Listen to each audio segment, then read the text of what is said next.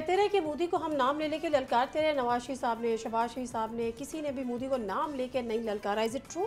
نہیں، میں تو پتہ نہیں آپ کو کون سی نہیں، یہ کون کہہ رہے ہیں. چل رہا ہے بہت ساری چیزوں پہ، سوشل میڈیا پہ. دیکھیے تو پھر وہ تو میں نے ابھی اتنی لمبی تقریر کی فیک نیوز پہ، کل رات کی تقریر ہوئی ہے، اس میں کیا کیا شرمناک اور کیا کیا الفاظ نہیں استعمال کیے گئے. آپ اس میں سے بھی کوئی چیز نکال لیجئے کہ بھئی یہ والا لفظ تو استعمال نہیں کیا.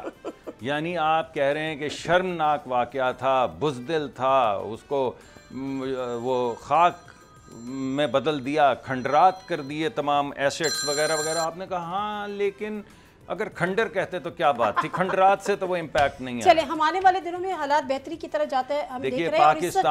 پاکستان کیا اس سے مکمل سیز فائر ہو گیا ہے؟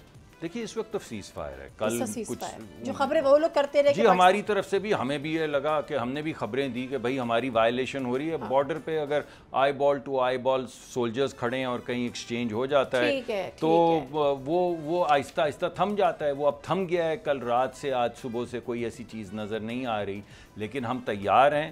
اور میں آپ کے پیغام کے ذریعے اکراس دا بارڈر بھی اور ود ان دا بارڈر بھی یہ پیغام دینا چاہتا ہوں کہ ہمارے بچے آرام سے سوئیں. ہماری فوج کو ہماری حفاظت سرحدوں کی، کمیونٹیز کی، بچوں کی کرنا آتی ہے، یہ ہم نے ثابت کر دی ہے. اور انہیں بھی میں کہوں گا کہ دیکھیے سمجھ جائیے کہ آپ کے پاس کوئی سپیریورٹی نہیں ہے. اس وجہ سے آپ کو بھی جب بات کرنی ہے، آپ بھی چاہتے ہیں، آپ کے ہاں ڈھیروں غریب لوگ ہیں، ہم سے کہیں زیادہ ہیں، تو آپ ان کا خیال کریں، ان کی ترقی کا سوچیں. آپ لڑائی کریں گے تو منہ کی کھائیں گے، اور ہم بھی یہ چاہتے ہیں کہ ہم پہ آپ حملہ کریں گے تو منہ کی کھائیں گے.